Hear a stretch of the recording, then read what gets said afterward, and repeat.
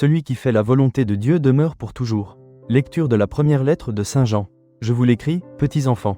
Vos péchés vous sont remis à cause du nom de Jésus. Je vous l'écris, parents. Vous connaissez celui qui existe depuis le commencement. Je vous l'écris, jeunes gens. Vous avez vaincu le mauvais. Je vous l'ai écrit, enfants. Vous connaissez le Père. Je vous l'ai écrit, parents. Vous connaissez celui qui existe depuis le commencement. Je vous l'ai écrit, jeunes gens. Vous êtes forts, la parole de Dieu demeure en vous, vous avez vaincu le mauvais. N'aimez pas le monde, ni ce qui est dans le monde. Si quelqu'un aime le monde, l'amour du Père n'est pas en lui. Tout ce qu'il y a dans le monde, la convoitise de la chair, la convoitise des yeux, l'arrogance de la richesse, tout cela ne vient pas du Père, mais du monde. Or, le monde passe, et sa convoitise avec lui. Mais celui qui fait la volonté de Dieu demeure pour toujours.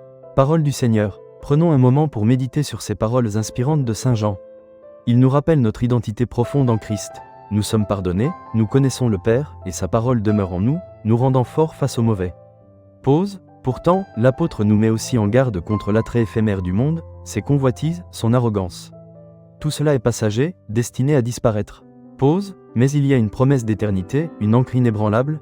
Celui qui fait la volonté de Dieu demeure pour toujours. Pause. Qu'est-ce qui occupe mon cœur, mon esprit aujourd'hui? Est-ce ce qui passe, ou ce qui demeure? Pause. Demandons au Seigneur la grâce de discerner sa volonté dans nos vies, de désirer ce qui est véritablement durable, et de choisir chaque jour de l'aimer lui et non le monde. Pause. Que sa parole, qui demeure en nous, nous guide vers cette vie éternelle en lui. Si cette méditation vous a touché, n'hésitez pas à liker cette vidéo, à vous abonner à la chaîne, et à partager avec vos proches. Que Dieu vous bénisse.